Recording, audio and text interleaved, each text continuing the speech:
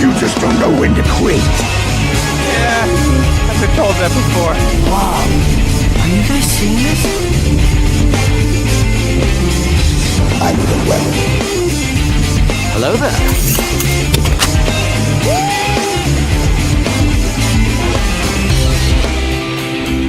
You with you? I thought yours was here.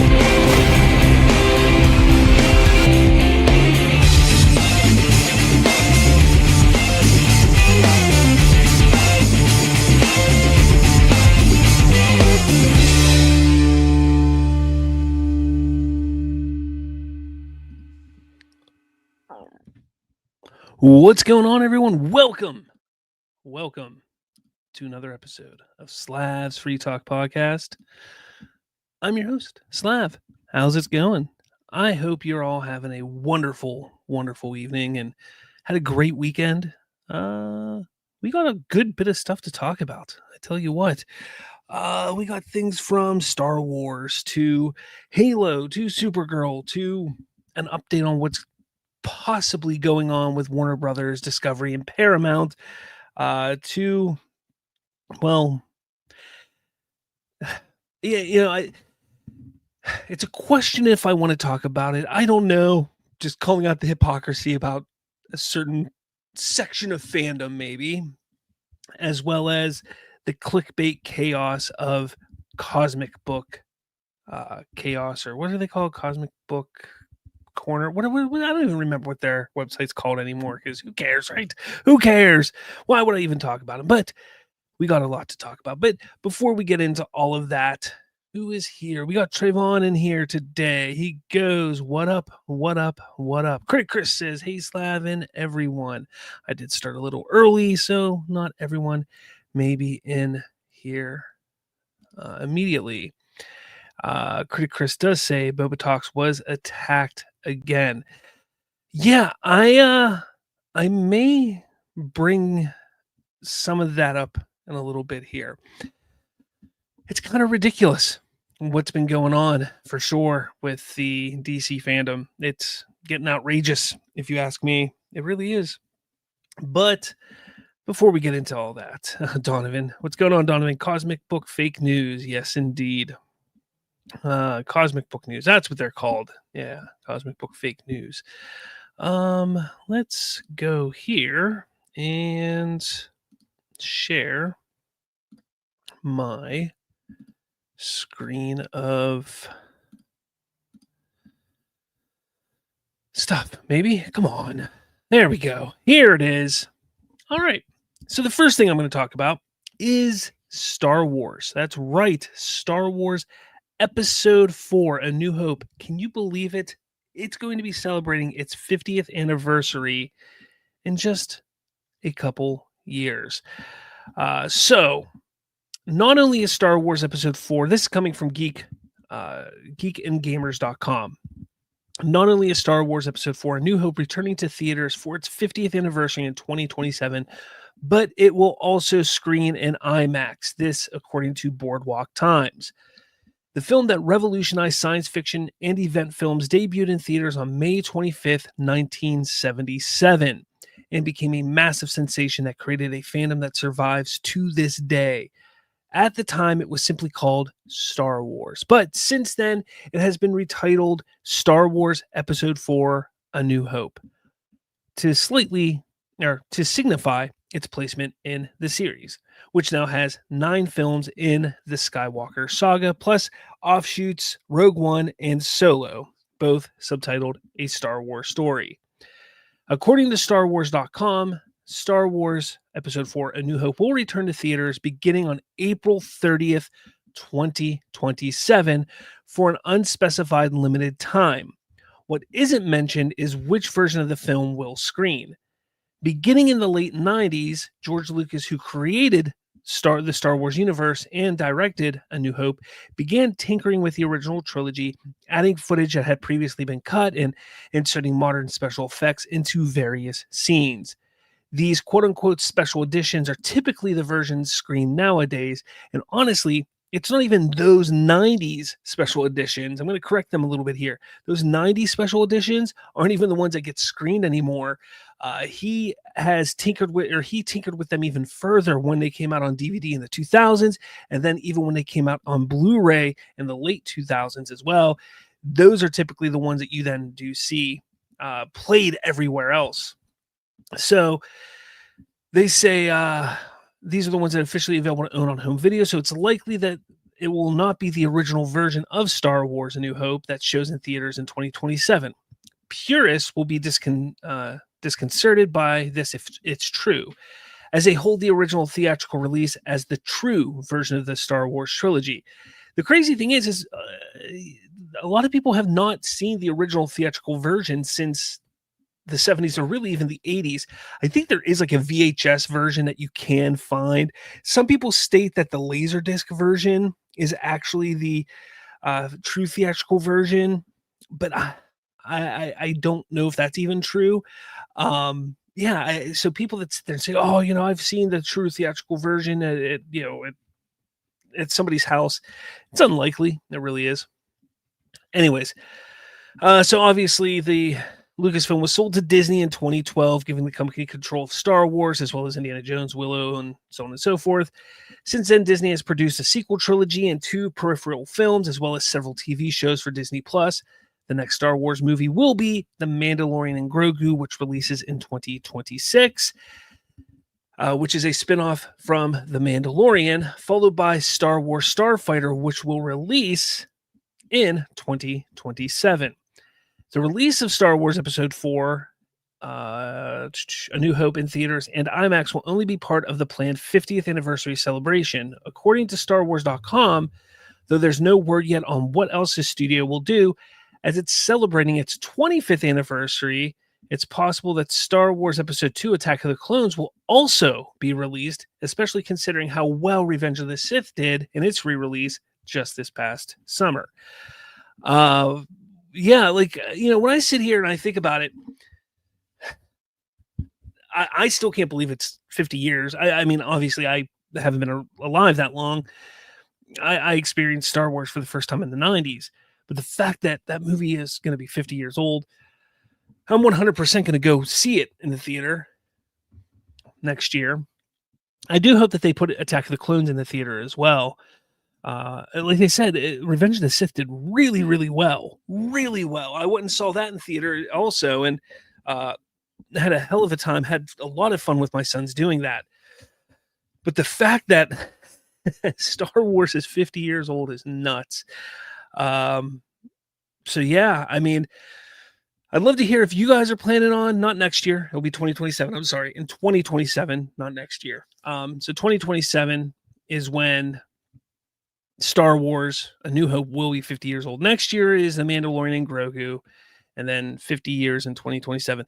It's going to be interesting if they do. I think Lucasfilm, they really, really need to do something huge. They need to have a big celebration. They need to go all out with this. If you ask me, they need to go all out because there's a fandom that just absolutely loves Star Wars, specifically the original trilogy. And if you can appease those fans, even just for, a couple months, even that whole year, they'll go out and watch Starfighter because they're happy, they're excited. And if you excite them about, the anniversary of Star Wars, they'll give them some money for their other stuff. So if you ask me, they need to go out with a bang. I think they really need to not go out, but they really need to come out there with a huge shebang of events and excitement and just go out there, make it the summer of Star Wars. I know 2027 is when Man of Tomorrow comes out. I get it, guys, but they need to make it the spring and summer of Star Wars, whatever they want to call it. It needs to be all about Star Wars again that year and really make it big and exciting for everyone. But let me know your thoughts. Are you guys going to go see it? Do you plan on seeing it in 2027? Let me know your thoughts. I'd love to hear your experience. When did you first experience Star Wars? What was your impressions of Star Wars when you first experienced it? I'd love to hear your thoughts in the comments below. Donovan says Star Wars brand is tainted. Sadly it is. It really is. Blood Ocean 7 says 50 years is crazy. It really is crazy. It's crazy. Absolutely nuts. Great Chris says, I remember Lucas being hated for modernizing the effects in the original trilogy. Look, when I was like 10 years old and they were doing that, I was just excited that he was putting them back in the theater so I could go see them. I didn't care what he was doing. I could see them in the theater. It was exciting. Trayvon says, Toy Story's 30-year-old movie this year, by the way. Man. Stop making me feel old. Donovan says, oh God, Geeks and Gamers, those guys. I do have another story from them.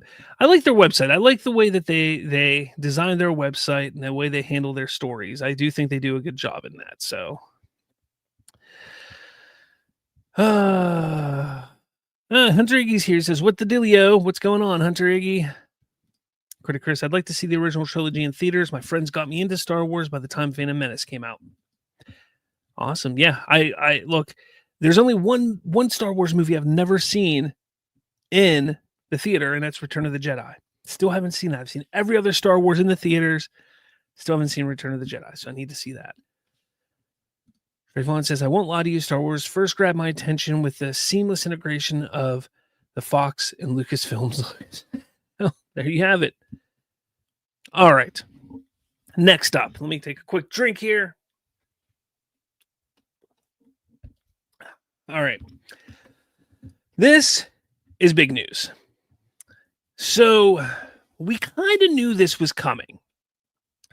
We knew with the big 25-year anniversary of Halo Combat Evolved next year that they were probably going to do a re-release of it. I think I talked about this months and months ago where that, hey, there was going to be something. Now, Halo Studios now is what they're called. They've been teasing this the fact that they're making new games. The one thing that they are doing now is they're utilizing the Unreal Engine 5. They're not utilizing any engines that they created or built anymore. We're using Unreal Engine. All right, go for it. Have fun with it. So a number of months ago, they revealed they're working on new games. One is going to be a follow-up of Halo Infinite, but then they mentioned other games, and one of which was what everybody figured was going to be a remake of Combat Evolved. Well, another thing that everybody was pretty much banking on was that it wasn't just going to come out on Xbox. No, they're also putting it on PlayStation. So for the first time in 25 years, PlayStation owners will be able to buy Halo for their PlayStation console. I tell you what,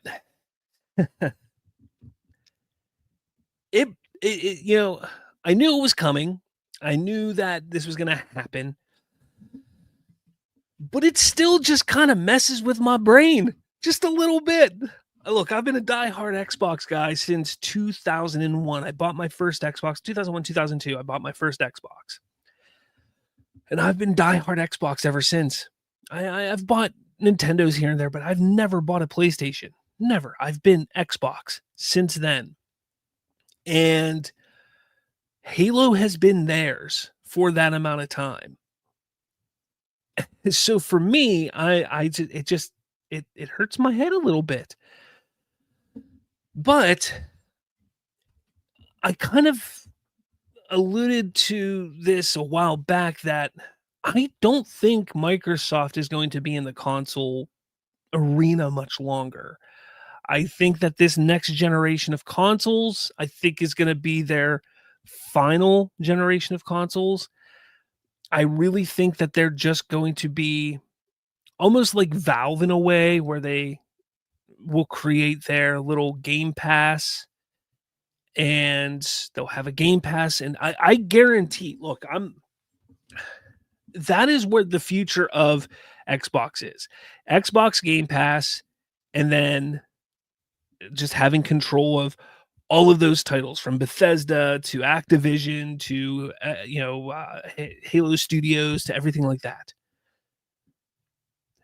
It's unfortunate that we're going to see a day where it's just back down to Sony and Nintendo. But even Sony lately has been dropping the ball when it comes to exclusives. This generation as a whole, when it comes to Xbox and PlayStation, has just been terrible for exclusives. Neither one has really done anything to stand out. I see Ben in the comments here real quick, and he says, what's the point of consoles anymore? And you're not wrong. You're not wrong. I mean, I still have my Xbox Series X. I have an S. My kids have S's. And they play their consoles, and we play them from time to time. But honestly, there's nothing that's drawing me to it. Like next year, yeah, I'm going to get Halo. It's now called Campaign Evolved. So I'm going to get that. But there's been nothing else to draw me to playing my console. And when you take away the exclusives, then what is the point of having a console, especially if it's going to be on Steam? As you see right here, it's on Steam also. So just get yourself a PC and then you'll be able to play it on Steam anyways. And that's what's going on with a lot of games. So, yeah, it's a really interesting thing. I still can't wrap my head around, even though I knew it was coming. I can't wrap my head around the fact that Halo is going to be on Sony's PlayStation. Can't quite grasp that yet. But the fact of the matter is I think we're very close to an era where we're just not going to have Xbox consoles anymore. They talk about the rumors of the next console generation launching in 2027, 2028, I think is what I'm hearing. And the rumor is that the Xbox is going to be more PC based than ever before. So you're just training everybody to be on PC. Do you see what they're doing? They're going to train console gamers to be on PC. That's what they're doing. So I don't know. Let me know your thoughts. So how do you feel about Halo going on to PlayStation? Is that something that you ever expected that you'd see? If not, if so, let me know in the comments below. And where do you think this next generation of consoles is going to go? And do you think there will be a time when there's no more Xbox? Let me know in the comments. Let's see. What do we got? Trayvon says this PlayStation owning the OG Halo developer Bungie equals Sony laughing to the bank. Do they still own Bungie? Is that what it is? I don't even remember what happened with Bungie, but yeah, I mean, if they still own Bungie, they got Bungie, and now they have Halo. Like, what's the deal? Now, keep in mind, Microsoft's the one getting the money, most of the money for the Halo or any Halo games being sold on the console. So they're the ones actually going to the bank there. But yeah, I get what you're saying. Blood Ocean, Halo on PlayStation is so weird. I can't even imagine the controls. I hate PlayStation controllers. Trayvon says, I was born in 2001, Slav. Trayvon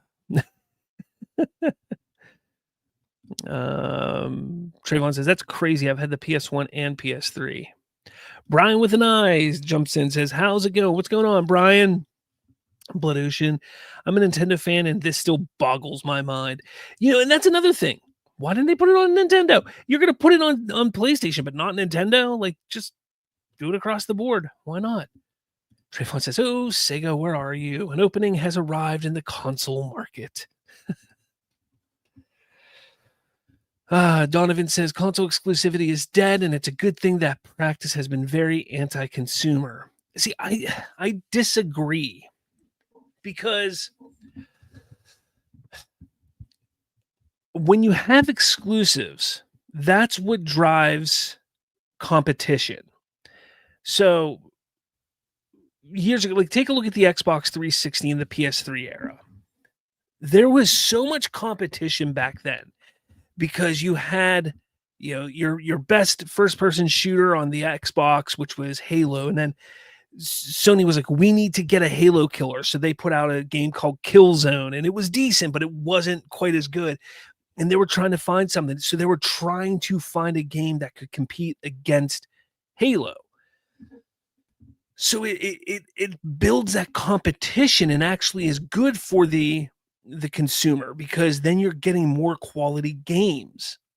Look at the era, the early generations with the Nintendo and Sega. You had Super Mario, and then you had Sonic the Hedgehog. And while they are both platformers, they're different in many ways. But do you get one without the other? Like, if you don't have Super Mario, do you get Sonic the Hedgehog? And then you have the ability to choose which one you like more.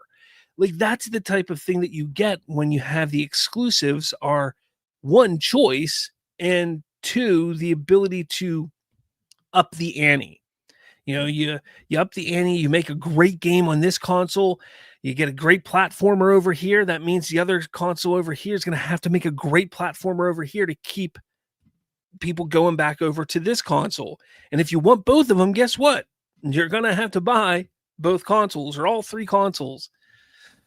So I get why you would think it's anti-consumer, because it's causing the consumer to have to buy more, but it is giving you more content out there that you can choose from, which is actually a good thing for the consumer. Donovan says, I love playing on PC more. Well, you and your PC master race, as they call it, can go away. Trayvon says, in the gaming world, nothing will ever top the 7th gen 360, PS3, and Wii. I had all three consoles growing up, by the way. Donovan, that Xbox, PlayStation, Black Friday, South Park episode is the funniest shit ever. They've done some really funny video game episodes on South Park.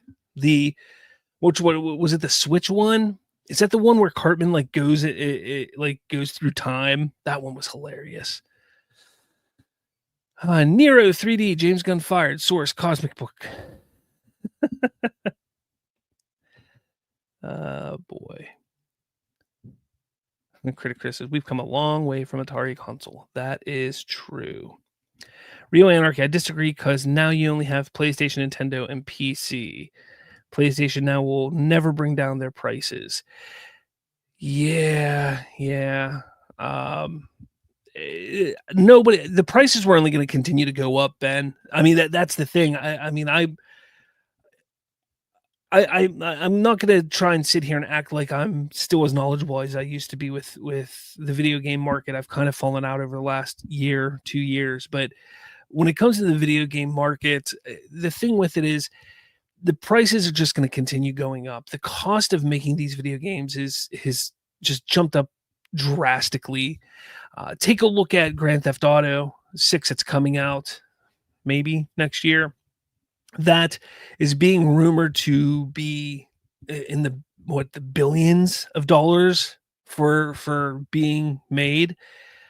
The amount of money that it's cost to make that one game alone is astronomical. Now, that game is rumored already, just the base is rumored to probably cost $100. That's just the base game. It could even be more than that. And you know how they like to then do the, get the super duper extended edition for an extra $50, and then the super duper duper duper extended edition for another $100 or whatever. Like, that's what's going on with the gaming world. So games are going to get more expensive as we go forward. Everybody thought that once they went to more digital, games would actually go down in price, but the opposite happened.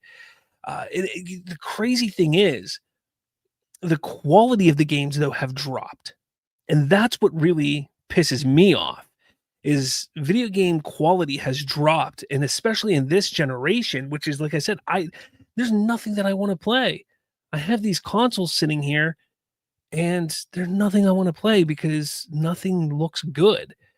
And the cost of everything keeps going up. And I get it, because it's more money to make these games, but make them good, make them worth playing, and I'll pay the money, but they just don't. Brian with an eye, I canceled Game Pass back in April, signing back up for the minimum online subscription just to play Battlefield 6. I used to be a big Battlefield guy. Started with Bad Company 2, and played every single one up until... Did I play 5? Not 5. What was the last one I played? I loved 1. 1 was the last one I absolutely loved. What was the one that came out after 1? Whatever one came out after 1 is the last one I played. But 1, that's Battlefield 1 is probably my favorite, maybe my second favorite Battlefield. I love that game. Donovan, hey Slav, you hear Xbox and PlayStation say James guys. All right, I think we've stuck on video games long enough. Let's move on to the next thing here. All right, this is interesting. So, rumor has it, Supergirl is undergoing 2 weeks of reshoots. Oh no, 2 weeks of reshoots. How could that happen? And with that, David Cornsweet's Superman suit is no longer on display with a sign that says currently being used by production. Very interesting. My video is all messed up. What the heck? Let's do this. Very interesting. So, Supergirl is now in production, possibly doing reshoots. Okay, that's fine. So Supergirl is doing reshoots. Okay, why do people think it's a bad thing and a crazy thing that a superhero movie is doing reshoots right now? Like, to me, that's just wild to me. Like, we're in 2025 and people are still sitting there saying, oh, this is a bad sign. And now people are saying, oh, because the Superman suit's off the display, he must be shooting or part of the reshoots or the additional photography for Supergirl. Even Daniel RPK is saying that. Okay. I'm pretty sure about 99.9% of every superhero comic book movie, big budget films that cost more than $100 million, $150 million, somewhere around that, budget in time and money for additional photography. But that's not even the craziest part. So I have to pull this up because it gets worse. It gets worse.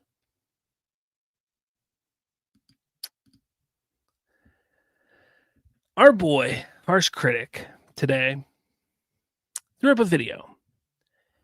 And, well, he just wanted to rant on this whole thing. And, well, just listen to it. You guys, is anybody surprised? Supergirl is undergoing reshoots. It's rumored to be 2 weeks of reshoots, and it's even said that they're adding some scenes with Superman. Yes, that's the rumor. Reshoots. Adding scenes with Superman. I think it was rumored that Superman was going to be in the movie to begin with. So maybe they're just adding that scene in. Maybe they couldn't get that scene added before because Cornsweet was shooting something else. Maybe. That's very possible. Let's not forget that this could just be additional photography. This could just be pickups. This could be something that they had intended to do months ago. Keep that in mind. But let's see. Now you should be worried. Oh, because boy. the last Get worried, report that guys. came out, which is the last video I did about Supergirl. Last video it he said did about that people Supergirl was where there was that rumor that there was a viewing where James Gunn got a bunch of people together and they viewed Supergirl. And then a nobody, not anybody reputable, not anybody known, I think just some random Twitter page, X page, said that the word from the viewing was that it was terrible. That's what he's talking about here. People seeing James Gunn on set filming scenes to try to fix the film. And that's because they had a test screening and it didn't go well. There's no found legitimacy to that at all. Zero. This movie is already a disaster. And yes, when you hear reshoots, people get nervous because of the crap. The crap that we're looking at on this screen right here. But okay. That we've seen. I mean, if you look at Thunderbolts, you look at even Superman. Why do you bring up a Marvel movie? First off, Thunderbolts was possibly the best comic book movie this year. Look, I know there's people in my comments here that love Superman. I like Superman as well, but I still hold that Thunderbolts was probably the best comic book movie this year. So one, is he on crack? Like he probably did his wallet's closed thing on that too, thinking that it was a DC movie because he's a complete idiot and doesn't know any better. But two, why is he talking about a Marvel movie? No. Failed at the box office. And then Superman didn't fail, but that's not a good thing. That means James Gunn and the CEOs and the executives looked at the film and said, this is not it. Again, Mr. Harsh Critic, which I know, you've called my name out in your videos in the past. I know. Don't worry. I see you. I hear you. I see you. Mr. Harsh Critic, if I may, you have no found basis to make that claim. Zero found basis to make that claim.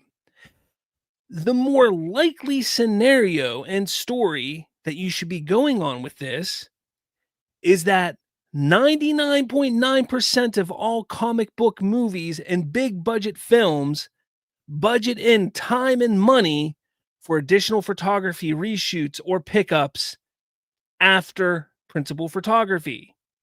And when they typically plan those for is months after principal photography. That gives them time to edit the film a good bit, to get a couple views to see what it looks like, to get some opinions, to see, hey, maybe we should pick this up. Maybe we should add this. That scene, we just didn't get what we wanted in that scene. Maybe we should reshoot that scene. That's why they do that. Now, Mr. Harsh Critic, you call yourself a critic, okay? So I'm thinking maybe you've watched a few movies in your time. So I'm hoping that over those years you've maybe picked up on how Hollywood works. So I would think that you would understand those little intricacies and aspects of it. I would hope that you would know that stuff. But if not, that's just some knowledge that I'm freely passing on to you. Okay, this is free information I'm going to pass on to you there. I hope you take it. I hope you use it wisely. I hope that you learn something today because it's important. So when we do move on and we move forward and, you go watch your next movie that you're excited about, which I don't know what it's going to be because you don't look like a genuinely happy person at all. But the next movie that you're excited about and you hear that there's reshoots, I don't want you to be upset and sad thinking that the movie's terrible. I want you to actually sit there and have a positive outlook because it doesn't always mean that it's a bad thing. Okay, let's keep going. We need James Gunn to fix it. And I think he's going to ruin it because it's been rumored that he's adding Superman and they're just goofy scenes. We know. Where's the rumor coming at that he's adding goofy scenes? He jumped from the rumor is that there's 2 weeks of reshoots to add scenes with Superman to adding goofy scenes. Where, do you see the delusion of these people? They just make things up and throw it in here. Not only that, but nowhere does it say James Gunn is the one who is actually doing these reshoots. Know the James Gunn formula. And This is why Superman flopped in the first place. This is why Peacemaker isn't charting. This is why. Not all shows chart. Not all successful shows need to chart. I don't know how many times I have to explain this to people. I'm not going to explain it again here, but I've explained it umpteen times. Why Creature Commandos isn't charting is because of James Gunn. And at this point, you guys, listening, this is facts right here. I mean, no, it's not catch facts. this on YouTube. I literally just sat here and explained how you're making stuff up and that you don't know what you're talking about. There's no facts. You can catch it on Yahoo. This report is out there, but the Shields are not reporting it. Again, it's not a report. It's a rumor. There's a difference between, I take that back. Hold on. It's a reported rumor. So it's a rumor. Keep that in mind. I didn't see Baba Talks or Emergency Awesome ask James Gunn about these reshoots. Their conversation happened last week. This rumor came up. Hold on, let me see. Hold on, let me see. Hold on. Yesterday. Yesterday. Their conversation with James Gunn was a week ago. The rumor for the reshoots was over the last 2 days. So the DCU is a dead cinematic universe because it's a universe full of failures.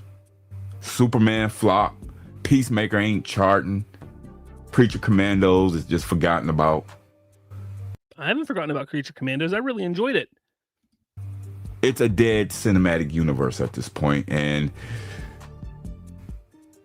having James Gunn in charge of DC has been a nightmare. It has been a disaster.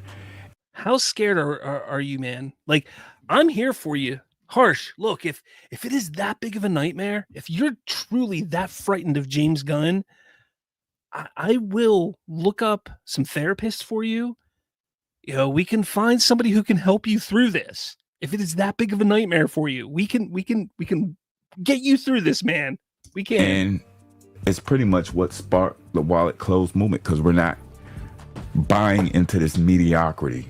We want quality, supreme quality films from DC, and if they don't give it to us, we're never going to support them. Remember, he wants Stephen King, grade A quality director like Stephen King, directing DC films. That's a quote from him. See, a lot of people don't like my approach because you want Stephen King. Stephen King. This will really hurt the studio. I'm telling you guys to get back at the studio and demand respect for yourself because you want quality. We want quality. I enjoy what I'm getting from the studio. Have you seen Warner Brothers this year? They've put out some bangers. Let me tell you, a lot of quality. Like Zack Snyder's Justice League. We don't want this garbage. But other people like John Campea, Baba Talks. It's Boba, not Baba. Not Baba. Not Baba. Boba. Dude, have you ever seen Star Wars? Have you, buddy? Emergency Awesome, Real Rejects. I've never heard of Emergency Awesome. Grace Randolph. They tell you guys to go spend your hard-earned money, and you wind up disappointed. So they don't like harsh critics, and I don't really give two shits about them. I don't have, like, I don't, first off, I don't have an opinion on you one way or the other, my man. Like, do I hate you? I don't really even know you. I can't say if I hate you or not. But I will say this. I'm worried for you. You're saying you have nightmares about James Gunn. You're making up stuff and trying to scare other people and tell them lies. I'm a little concerned for you, man. You talk a lot about James Gunn, and you know, like, you have this delusion and fear about him and having nightmares about him. I don't hate you, man. I'm legitimately worried for you. And I kind of want to, like, maybe call a hotline for you. I don't know. That might be the best idea. Clowns. My channel is here to stay. And I'm thinking about, well, I'm going to buy. And then this is interesting. Probably like 1,000 shares of Warner Brothers. Wallet's closed, guys. Wallet's closed, but I'm going to buy $1,000 or 1,000 shares in Warner Brothers. Because I believe the stock is going to be worth a lot of money once they merge. So I wouldn't be talking as a YouTuber. I will be talking as a shareholder. Ooh. So a lot of you clowns that have been trying to get my channel removed, you've been unsuccessful. I would never try to get somebody's channel removed. I just want to help you understand and make better decisions in your life, and make sure that you're putting out the proper information and get the help you need. I mean, you're on an unsuccessful streak already with Superman, Creature Commandos, and James Gunn. So the best thing you clowns can do is just kick rocks. Or have you ever kicked rocks before? It's kind of fun, actually. Go kick rocks. I used to do it as a kid, like kicking rocks and stuff. It was a lot of fun. I don't know. Get on the Snyderverse train before you get left in the dust. But sorry, I can't. Get on the Snyderverse train.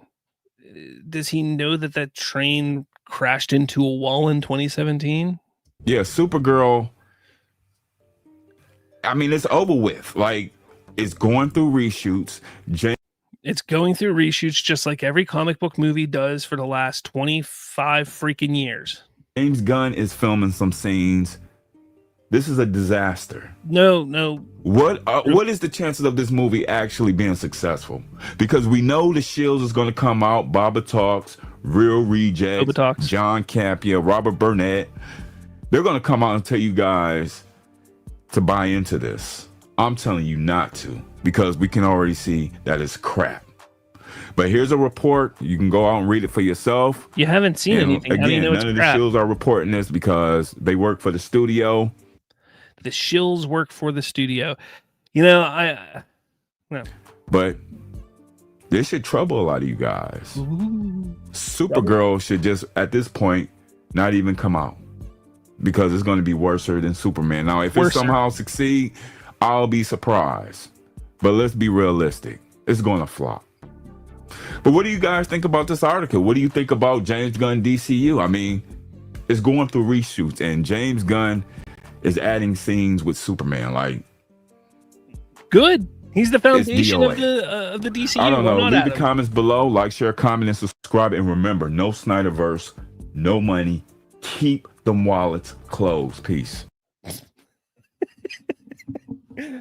Oh, man. Look, the funniest thing about all this is that, he's legitimately, like, serious about all this. And he acts like, I know how to bullshit people. I'm not going to lie. I can bullshit people. I know people on YouTube who can bullshit people. He can't bullshit people. Like, he thinks he's good at it, but he's not. He is not good at it. Every single thing he said can easily be disproven or just torn apart. There's nothing in what he said that you could sit there and say, oh, well, yeah, he made a good point. No, there's nothing there. He's like, wallet's closed, but you know what? I'm gonna buy 1,000 shares of Warner Brothers. Oh, that's a great idea. You know what? Because people buy shares of a company when they think it's doing well. So what they're going to see is, oh, people are buying Warner Brothers because what they're putting out and what they're doing must be doing well. Yeah. Good job, Harsh. Good job, Harsh. I do hope you go find some help for those nightmares that you're having. I do, because like I know some people who've had ongoing nightmares with things, and that can be kind of scary for them. I get it. So I hope you get some help from your nightmares. And I really do hope that you get some, better knowledge of how the film industry works a little bit. Look, I'm here. I've been covering this stuff. I've been following the film industry for the better part of 30 years. So I will absolutely help learn you some things. So reach out. You can find me on the X. You can find me there. You can reach out to me on the community tab in YouTube, whatever, however you want to do it. You can reach out to me, my man. No problem at all. But everyone, let me know your thoughts about all this in the comments. What do you think about these Supergirl reshoots, additional photography, whatever you want to call it? How do you feel about it? Are you worried? Are you scared? Are you having nightmares? How do you feel about it? Let me know your thoughts in the comments below. Oh boy, I see you guys over there. You're having some fun in the comments. I see it all. I see it all. I see it. Everybody freaking out about how he says Boba Fett. Boba Fett.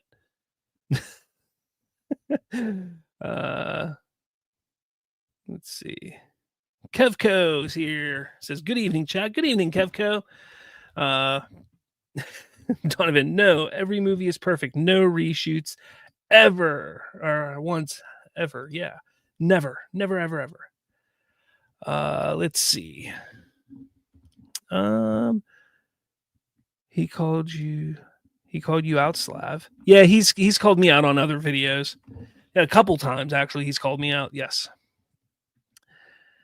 Trayvon says, I would love to have seen harsh critics during the period of reshoots for Justice League. Oh man. How about the pickups that Zack Snyder did in his driveway? Man, that movie must have sucked that he had to go back into his driveway and do those pickups, huh? Let me tell you. I tell you. But let's see. What else we got? Jalen says, here we go again with the, oh, this is goofy. It's a comedy. Yeah, it's ridiculous. Donovan, Peacemaker's number 8 on HBO Max. Last I checked, it's still in top 10. Look, the thing with Peacemaker is, as I keep saying, not every show has to chart to be successful. Not every successful show charts. That is just how it works. Like every show performs differently. If they only based keeping shows on based off of what charted on the Nielsen charts, we would only have like 10 TV shows on how many channels and streamers that we have. They have certain metrics that they want shows to hit for it to be considered successful in the eyes of a streamer, of a channel, of a studio, so on and so forth. So the numbers that Peacemaker Season 2 hit, because it's a niche rated R comic book show, that could very well have hit the numbers it wanted to hit. But what about Penguin, Slav? Well, that was an outlier. I don't think anybody expected it to be as big as and successful as it was. It's a great thing that it was, and it's phenomenal that it did, but that happens sometimes. That's an outlier sometimes. So people need to recognize that. Now, maybe we get news in a year or two or in a few months or something like that, and they come out and say, look, Peacemaker was a complete failure and it sucked and it blah, blah, blah. It didn't do what we thought it was going to do. That's a possibility. But as of right now, we don't have the information, and sitting there just saying it didn't chart is not that information, because we don't know. And we've seen many shows over the years that have never charted and gone on to have long, successful seasons, win awards, and be huge, massive hits. So people need to chill out with that. Let's see. And Donovan says he is ignoring logic. Well, that's one thing he does very well. He never looks at logic, ever. Let's see. Trayvon says, always remember, this guy thinks Stephen King is a quality director. Mic drop. I will never let that guy live that down. Ever. Ever, ever, ever. Never let him live it down. Donovan says, a writer doing films. OMG. Stephen King did direct one movie. He did direct one film way back in the early 90s called Maximum Overdrive. Oh, boy. Rio Anarchy. No one is trying to get his channel removed. Why are they always playing the victim? It's true. They all try to play the victim. It's getting out of hand. It really is. Donovan, worser isn't a word.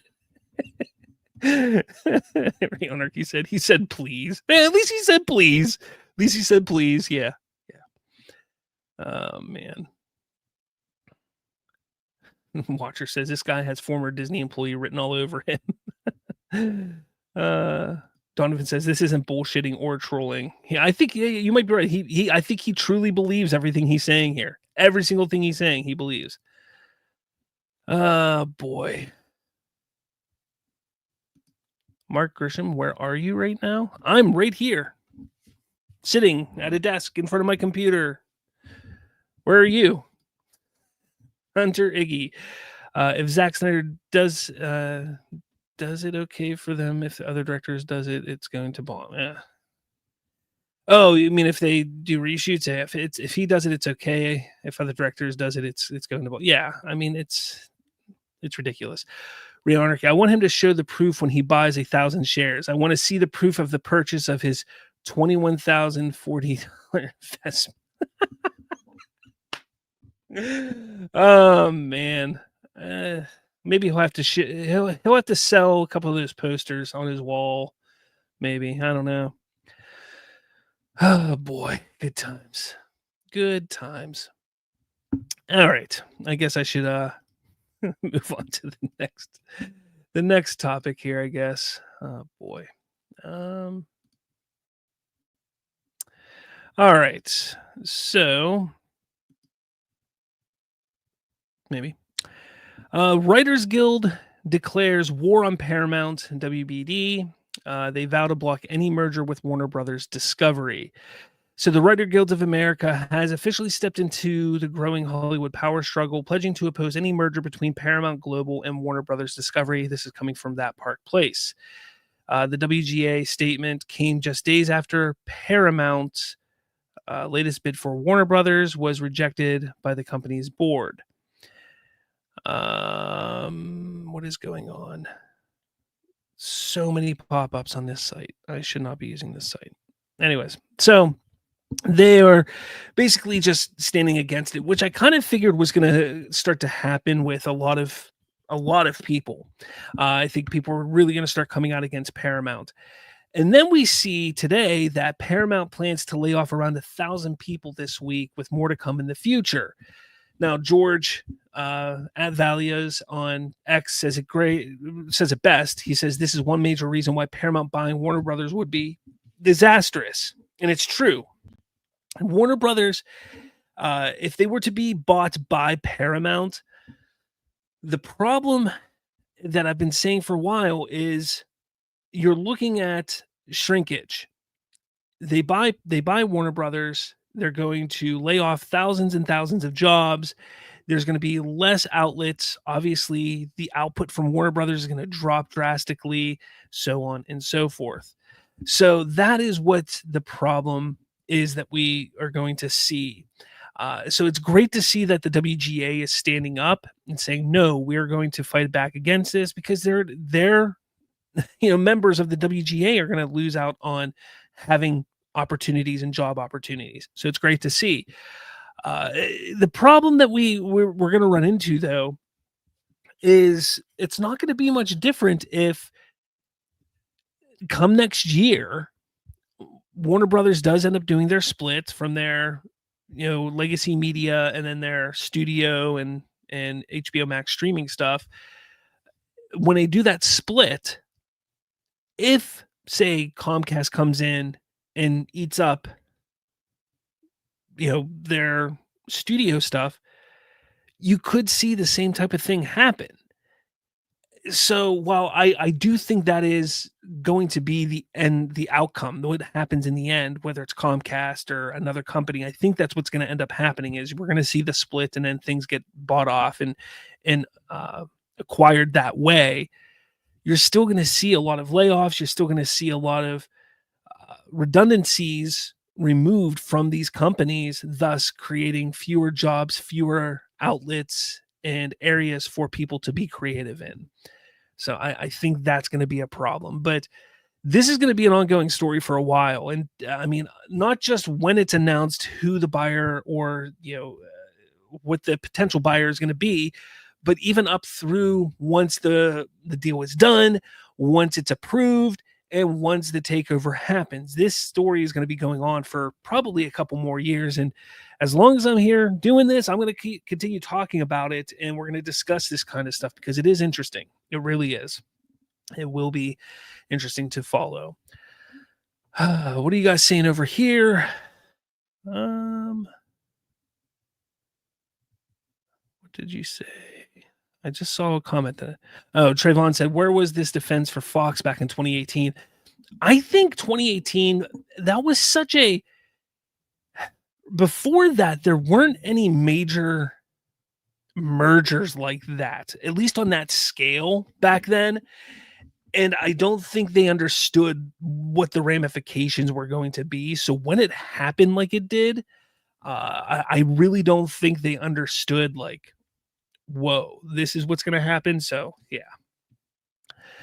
Let's see. What else do we got? Trayvon, still Warner Music Group. Where are you? Hunter, go look at Hold My DualShock. Maybe later. That sounds naughty. All right. What is it? Okay. All right. With the Paramount stuff, Taylor Sheridan is heading to Universal. I'm a big fan of Taylor Sheridan. I loved Yellowstone. I love that show. I can't wait for the additional spin-offs that are coming from it. I cannot wait. But he's going to no longer be at Paramount come 2028. So who knows what's going to happen to all of his Yellowstone stuff? I don't know what's going to happen there.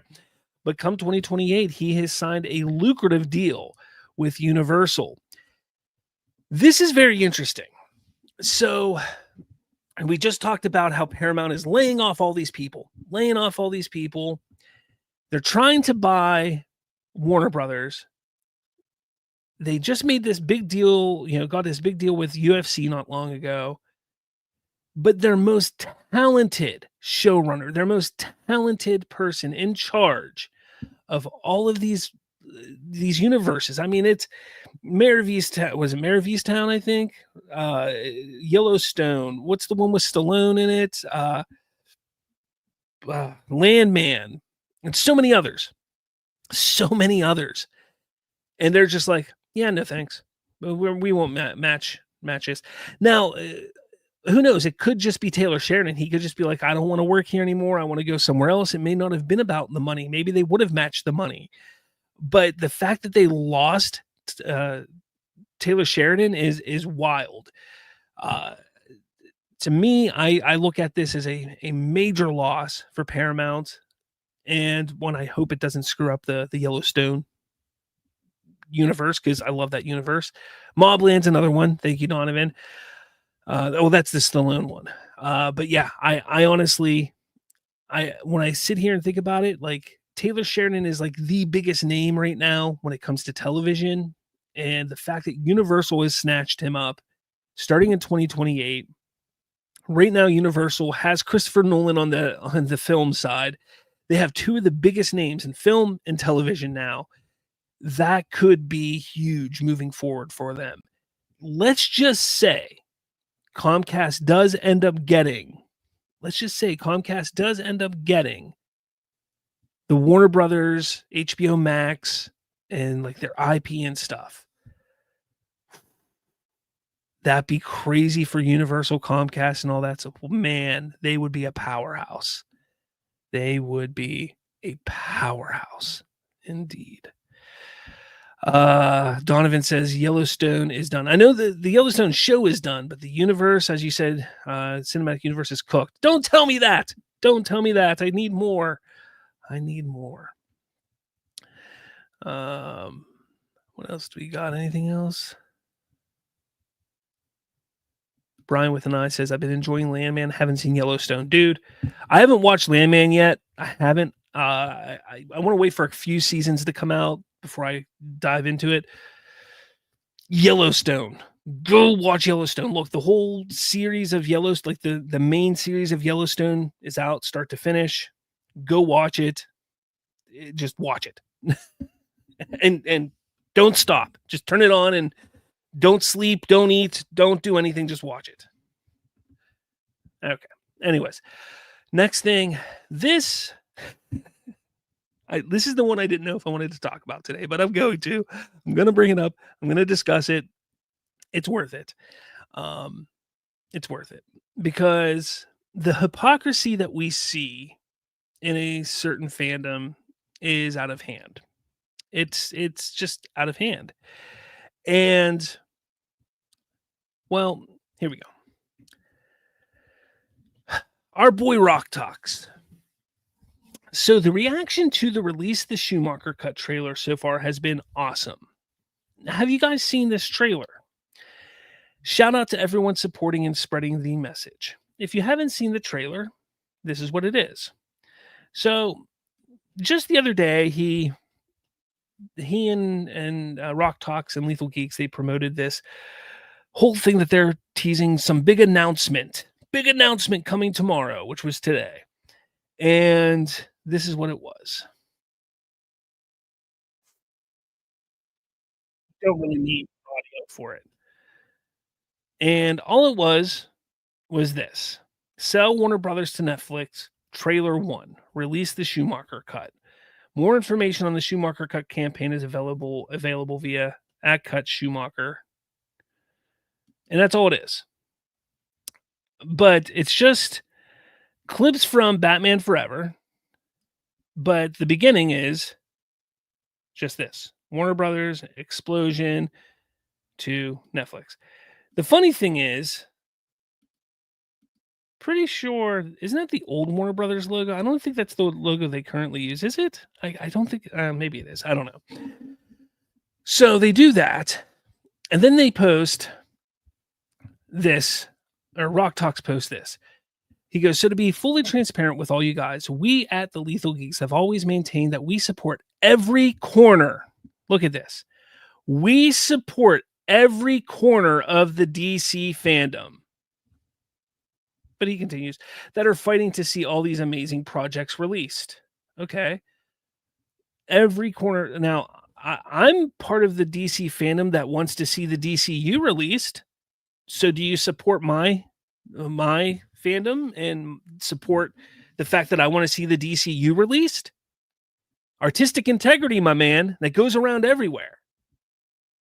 From the Schumacher Cut to the restoration, completion, and continuation of Zack Snyder's DC story, I will be reaching out to every hashtag campaign listed in my post below and offering everyone the opportunity to highlight and showcase their hashtag movements via a movie trailer like the one posted today aimed at Netflix. These concepts will take me a lot of time to execute and complete, so please bear with me, but I will eventually reach out to all once they are ready to go. Let's get this done, guys. So, the hypocrisy here is just wild to me. Absolutely wild to me. As they sit here and fight. Now, look, don't get me wrong. Like, I would love to see the Schumacher Cut of Batman Forever. I love Batman Forever. It's one of my favorite Batman movies. I watched it all the time when I was a kid. Absolutely adore that movie. And I am a big fan of the Snyderverse stuff. Like, I've always said, I would love to see it completed. I would. But I know that it's not feasible now. I know that it's not something that is going to happen. And the Schumacher Cut is much like the Snyder Cut, where that is something that's there, tangible, that they could take and twist and put together and release easily. Whereas the Snyderverse, not so much. The Batfleck movie, not so much. The Ayer Cut, that's another one. That's tangible. That's something that they can eventually maybe put out. Okay, I get that. But the kicker here,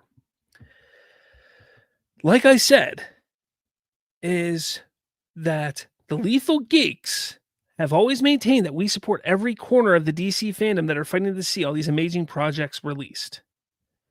Why is it that they support all aspects of the DC fandom, except for one.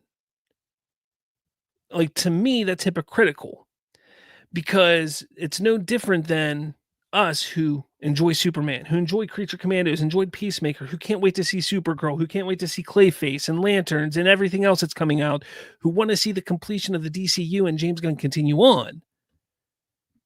Like, to us, yeah, we should be able to be supported and artistic integrity and everything like that.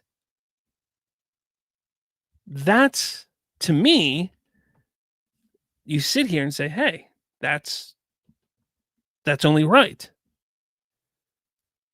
But they go against all of that. That, to me, just is hypocritical. Now, the funniest thing is they did this trailer here. They put out this little discussion here. But then the Schumacher Cut puts this out. Regarding to the video, we want to let everyone know that as much as we love streaming and Netflix, rest assured to everyone that we have been very supportive to release the Schumacher Cut movement. We are still advocating for the Schumacher Cut of Batman Forever to not be shown in theaters, to not only be shown in theaters, but to be available on physical media release such as DVD, Blu-ray, 4K. That will always be our bread and butter. So the funny thing is here, first off, they add yet another hashtag to the growing bucket of hashtags that they have.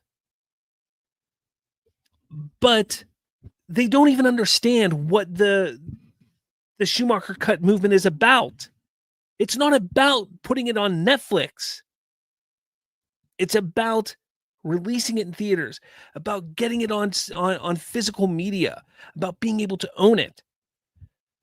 But they twist it and they say, you know what? No, we're gonna make this our own. We're gonna make this our own thing because we need to be in control. Be damned the Schumacher Cut guys who've been running this and handling this for the better part of a decade or 5 years now or whatever. Because believe it or not, I talked to them when I was under Bridging the Geekdoms. I was talking with them. I was trying to get them on my podcast, and my internet's being all dumb. But I was trying to get them on my podcast. But here's the thing. They need to take control. They need to be in control of things because their idea is to sell Warner Brothers to Netflix because, yeah, that's going to happen. That's going to happen. Yeah. Because now it's about selling Warner Brothers to Netflix, not just restore the Snyderverse, but give us the Ayer Cut, give us the Schumacher Cut, give us the Batfleck movie, give us this, give us that, gimme. That's all it is. It's maddening. It is absolutely maddening. Absolutely maddening. But what do you expect from these guys, right? What do you expect? Look, I put out a great video the other day, and I explained why doing this stuff here in particular is damaging to the Snyderverse movement. This is what is damaging them more and more every single day, doing exactly this stuff here. And it's not because I want to sit there and be mean to them about it. But get your act together. Have one vision, one goal, one idea. Go with that. Don't make 432 hashtags.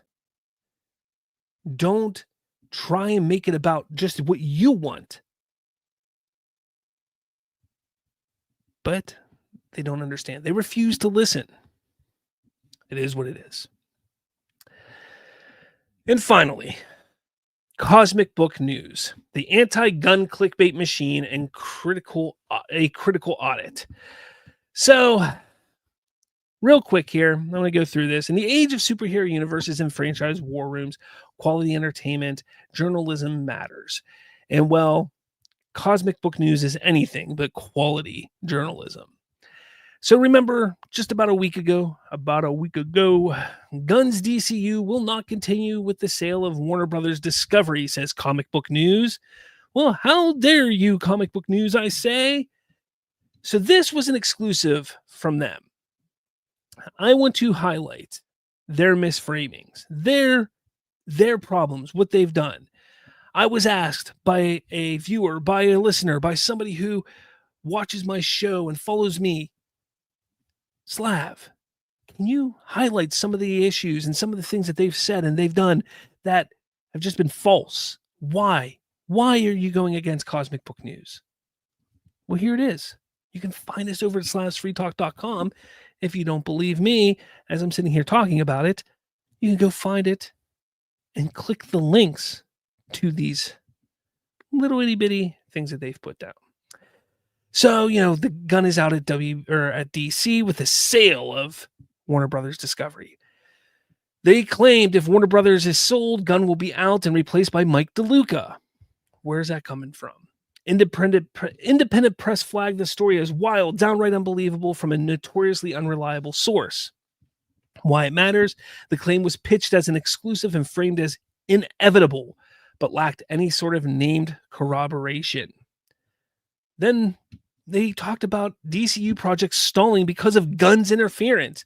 They claim that filmmakers are rejecting projects because Gunn's control is stalling the DCU. But no mainstream trade confirmed a control revolt. At best, speculation was cited by them alone. By framing an internal creative friction as a crisis imminent, they primed the fans for collapse rather than reporting verified development issues. And once again, cites no source or real evidence of the matter. They then claim that James Gunn has lost the DC audience. Now what? They claim that Gunn's DCU slate is collapsing. Fans have checked out. Article uses selective stats like Superman flopped and Peacemaker Season 2 lost nearly 40% of viewers. But critics, fans debate the numbers. Their sweeping conclusion was that the audience was gone. It leaps far beyond available data and ignores nuance. Why it matters? Using partial metrics to drive panicky narrative reduces complex studio performance to clickbait panic, especially when there's plenty of data that suggests that the audience has plenty of interest in the DCU based off of audience scores among many of the rating and scoring websites such as Rotten Tomatoes, Letterboxd, and Metacritic. Interesting. Then there's some patterns of editorial red flags. They say things like insiders say. Many of their pieces are anchored to unnamed insiders or industry chatter with zero named sources. If this was a trusted or reputable outlet like Deadline or Variety, this would carry some weight. But to get to that level, you need to prove yourself. And they have yet to do that. Single metric framing. An example, streaming minutes or percentage drop used as the verdict on a show rather than one data point among many. In reality, industry performance is measured with multiple data points, such as total streaming minutes plus unique views, completion rate, international viewership data, subscriber growth or retention after release, and revenue projections, not just one statistic like they use in multiple reports. Rumor amplification followed by partial correction. They do articles that amplify sensational claims, then later publish a Gunn denies piece, but the original headline continues to circulate. So instead of going to an old article that they posted that says one thing and correcting that article, they allow that old article to continue to circulate and then post a follow-up article that denies that other article slightly. So that's kind of unfair. Whereas places like Deadline, Variety, Hollywood Reporter, what they'll do is they'll actually go and update that old article. That is what proper journalists and outlets will do. Culture war baiting. Some posts skew in politics and storytelling, delete woke, anti-gun revenge, framing rather than neutral entertainment coverage. Look, some of us hate the whole woke pandering. I get it. But Hollywood is pulling a lot of it out of their content now. You can let it go. Tone of certainty despite uncertainty. Headlines often frame worst case or doomsday outcomes as fact. Gun out, DCU collapse, even when the underlying story is speculative. This is the worst kind of journalism. Speculative pieces written but sold as doomsday certainties all sell your narrative. So why does any of this matter? Well, for fans, creators, and industry watchers, misinformation, intentional or not, erodes trust. When a site repeatedly positions rumor or as reality, especially around major figures like James Gunn or major brands like DC Studios. It distorts public discourse and fuels cynicism. Furthermore, these cycles drive engagement by stoking outrage rather than informing. Over time, this weakens the broader ecosystem of entertainment news. Cosmic book news has carved out a niche in the rumor click economy, particularly around DC and James Gunn. The examples above highlight a recurrent pattern: bold claims, limited attribution, and outcome first framing. That doesn't mean every article was false. I'm not saying that, but the editorial design leans heavily towards drama over accuracy. For readers and creators alike, the takeaway is simple: check multiple sources, scrutinize unnamed insiders, and remember that not every exclusive deserves the weight it's given. So I put that together, did some research, looked up some articles, found some things, kind of went through the stuff. And look, the reality is, with sites like that, you can't always trust them. And that's why I always say, when we talk about things like, geeksandgamers.com, that Park Place, comicbooknews.com, things like that, you take it with a grain of salt. You should trust Deadline, Hollywood Reporter, The Wrap, those things that are higher, that are more reputable. And even sometimes you got to take what they say with a grain of salt, but they're the ones that are bigger and more trustworthy. And that's the big takeaway from all of this. They are more of a clickbait type of website. They want to get the clicks. They drive the clicks by clickbaity headlines and titles and just opinion pieces mostly. Whatever they know is going to get them the clicks is what they do. Do they have insiders? I can't tell you for a fact that they do or don't, but I would lean one way over the other just because of the way it looks and sounds. But they very well could. But I wanted to get that out there because, like I said, there were some people who saw a couple videos that I made when we were talking about the Cosmic Book News stuff about a week or so ago. I wanted to just get this stuff out there because they were asking for it. So there it is. Boy, I do have some people on here making some comments. I want to get through these before we end the show for tonight. Let's see. Where am I at? Donovan says, why do people suddenly care for these cuts, especially after you're talking about that? Because people think that they can get whatever they want, entitlement. Brian with an eye, what I love about the MCU phase 1 through 3, they have a definitive cut, no redos. Yeah. Trayvon says, dare I say the air cut of Suicide Squad may be even worse than the theatrical cut. I read that script. I thought it was better. I would like to see it, but that's just me. I read it. I don't know. Court of Lore. Dude, you're wildly speculating on the motivations. Why don't you go talk to these people instead of panning these guys openly? I would have no problem talking with them. Not at all. Let's see. Also, you act like there are no legitimate criticisms for the DCU. I criticize the DCU. I literally just did on Twitter today. Somebody brought that up and said, you're just a gun-tard show or something like that. You don't criticize anything. I was like, no, here, I'll criticize the things that I didn't like about Superman. Boom, here you go. Like, I criticize the DCU also. But there's a difference. You can criticize something and focus solely on the criticisms, or you can say, look, there's things I don't like about it, but I'm going to focus on the things that I did like and focus on the positives, especially because the positives far outweigh the negatives. So yeah, I'm going to focus more on the positives that outweigh the negatives and hope that through time that those negatives will be rectified and fixed and they'll go away. I mean, that's why not? Why focus on the negative so much? Donovan, Cosmic Book fake news. Donovan, insiders say source, I made it up. Trayvon, they've been fact-checked and community noted so many times his brain has been warped into thinking that him being ousted as a bad source is a good thing. The Birdman. Let's see. Court of Lore says the cosmic news has had a history of misses and bullseyes and have been around for more than 8 years. It would be fair to assume that that in the 8 years that Cosmic Book News has developed some insider industry resources that they depend on, so they might just be reporting on what those sources said. It's possible, but let's be fair here. I know many people who have been doing podcasts and have had websites for the better part of a decade and have no real insiders or sources, and they talk about pop culture all the time. I mean, you don't know that. Like, you can make that up and say, yeah, they very well could.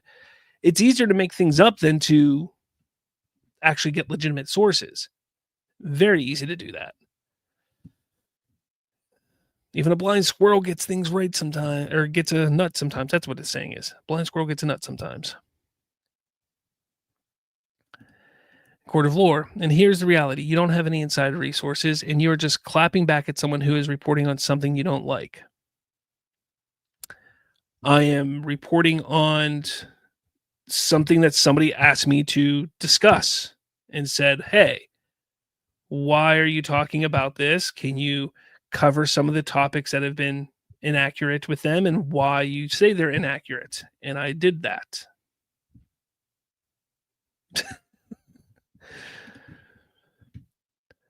Oh, boy. Brian with an eye. Who's got tickets to Back to the Futures? I do not. Court of Lore. The irony of you singling out these guys and coming after them for their content is clickbait in itself. Sure. I mean, I've never tried to hide the fact that being a content creator, you have to do clickbait, but there's a different type of clickbait that I do compared to what they do. Their clickbait is very hate driven. My clickbait is more content driven. Like, hey, come check out my content. Look, I'm not trying to go based off of hate. They're simply driving off of hate, specifically with DC right now. But whatever. And he says, no, you don't have to do clickbait.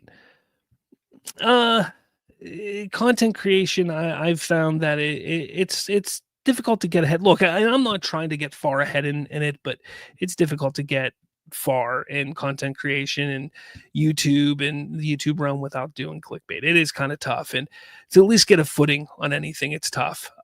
But no, you're right. You don't have to, but you're not going to get too far.